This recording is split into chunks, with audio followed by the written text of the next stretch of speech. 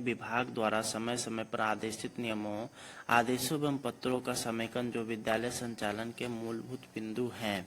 तो यहाँ पर आप लोग को इस वीडियो में हम लोग डिटेल्स में बताने वाले हैं कि शिक्षक के संबंधित क्या बिंदु है, विद्यालय से संबंधित क्या है, वर्ग कक्ष के संचालन से संबंधित और साथ ही साथ शौचालय एवं पेयजल से संबंधित क्या क्या यहाँ पे नियम बताया गया है।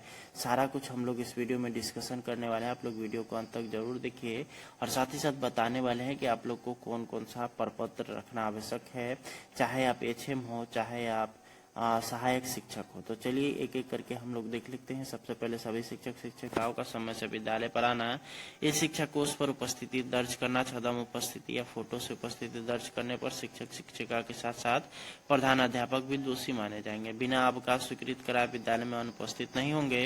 प्रभारी या प्रधान अध्यापक द्वारा अवकाश स्वीकृत करने में परहेज नहीं किया जाएगा, लेकिन एक समय में अधिकतम 10% से अधिक शिक्षकों को अवकाश देना ही होगा।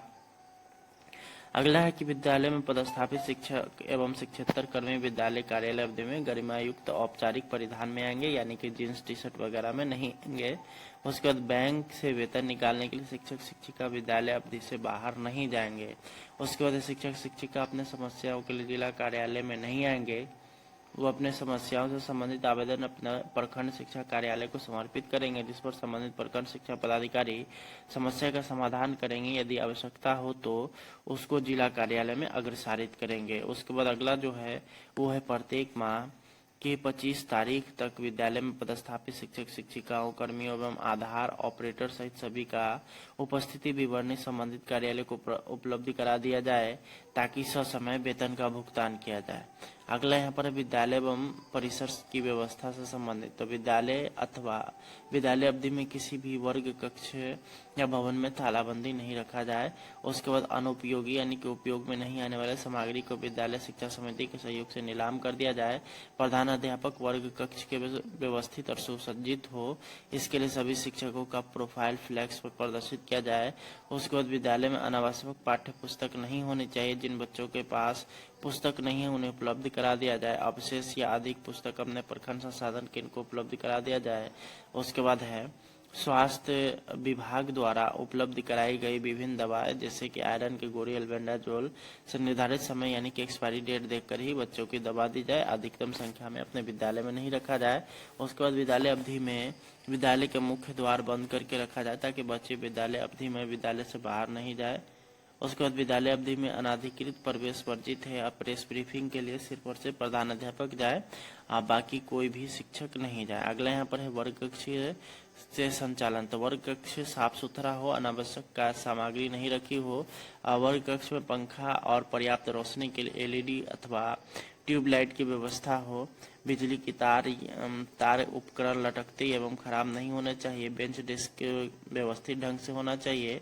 ब्लैक बोर्ड का कालीकरण प्रत्येक 3 माह पर किया जाए। विद्यालय में पर्याप्त मात्रा में चौक डस्टर उपलब्ध हो।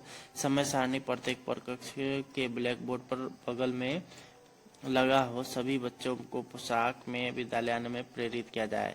चौथा है पठन पाठन व्यवस्था। तो चेतना सत्र का संचालन ससमय किया जाए। समय सारणी में सभी शिक्षक शिक्षिकाओं का समावेश कर वर्ग संचालन की व्यवस्था किया जाए। शिक्षक शिक्षिका की अनुपस्थिति के कारण कोई वर्ग कक्ष खाली नहीं होना चाहिए। वैकल्पिक व्यवस्था के तहत दूसरे शिक्षक वर्ग कक्ष में पाठन करेंगे। कोई भी शिक्षक या शिक्षिका वर्ग में पढ़ाने से मना नहीं कर सकते हैं।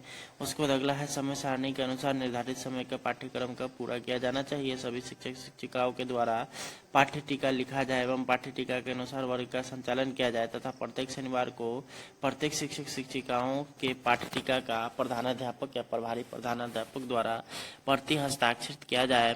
प्रधानाध्यापक स्वयं भी पाठ्य टीका निर्धारण करेंगे तथा पाठ्य टीका घर पर रखे हैं ये बहाना मानने योग्य नहीं होगा। प्रथम घंटी में वर्ग शिक्षक या शिक्षिका द्वारा बच्चों की उपस्थिति ऊर्ध्वाधर रूप में अचूक रूप से बना ली जाए। प्रधानाध्यापक द्वारा उसी वर्ग का उपस्थिति दर्ज किया जाएगा जिस वर्ग के वह वर्ग शिक्षक होंगे। साप्ताहिक एवं मासिक परीक्षा का आयोजन किया जाए एवं उसकी उत्तर पुस्तिका शिक्षक या शिक्षिका द्वारा लाल रंग की स्याही से अवश्य जांच की जाए। अगला है यहाँ पर है कि सभी बच्चों को गृह कार्य बच्चों को उपलब्ध कराए गए डायरी में अवश्य दिया जाए। उसके बाद पुस्तकालय एवं प्रयोगशाला का प्रयोग प्रतिदिन समय सारणी के अनुसार किया जाए। सुरक्षित शनिवार का आयोजन विधिवत ढंग से किया जाए। विद्यालय परिसर एवं भवन का उपयोग पठन पाठन के अलावा किसी अन्य गतिविधि में नहीं किया जाए। प्रतिदिन संबंधित वर्ग शिक्षक शिक्षिका द्वारा एफएलएन किट एवं एलईपी किट का प्रयोग किया जाए। दोनों किट किसी भी परिस्थिति में बक्से में बंद नहीं होना चाहिए। यदि ऐसा पाया जाता है तो संबंधित प्रधानाध्यापक के साथ साथ शिक्षक शिक्षिका भी दोषी होंगे। विद्यालय में अध्ययनरत बच्चों में वर्ग सापेक्ष शिक्षा की गुणवत्ता उपलब्ध कराने की जिम्मेवारी वर्ग शिक्षक शिक्षिका के साथ साथ प्रधानाध्यापक की भी होगी। आईसीटी लैब का उपयोग बच्चों द्वारा नियमित रूप से किया जाना है।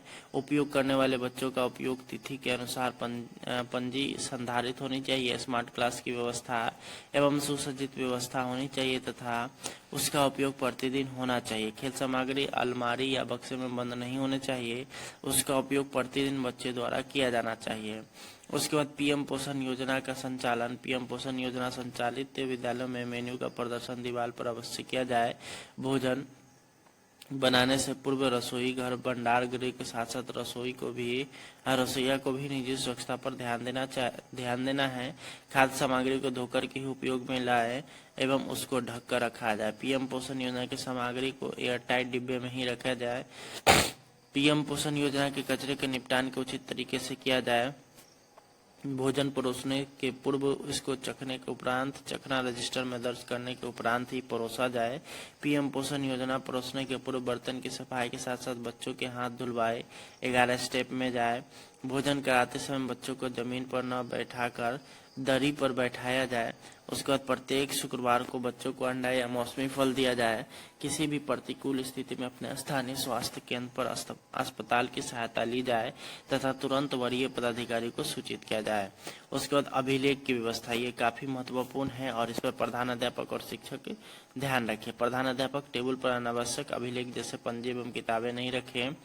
विद्यालय शिक्षा समिति की बैठक प्रति माह कराई जाए एवं विद्यालय प्रबंधन समिति की बैठक प्रत्येक 3 माह पर एक बार अवश्य कराई जाए, जिसकी कार्यावली विधिवत ढंग से संधारित हो। अभिभावक बैठक प्रत्येक माह के प्रथम अथवा अंतिम सप्ताह में निश्चित रूप से की जाए एवं उसकी कार्यवली विधिवत ढंग से संधारित किया जाए। ZBS खाता विपत्र एवं अभिश्रव लेखक लेजर भंडार पंजी PPA निर्गत पंजी एवं ड्राइंग लिमिट प्राप्ति पंजी का संधारण अचूक रूप से किया जाए।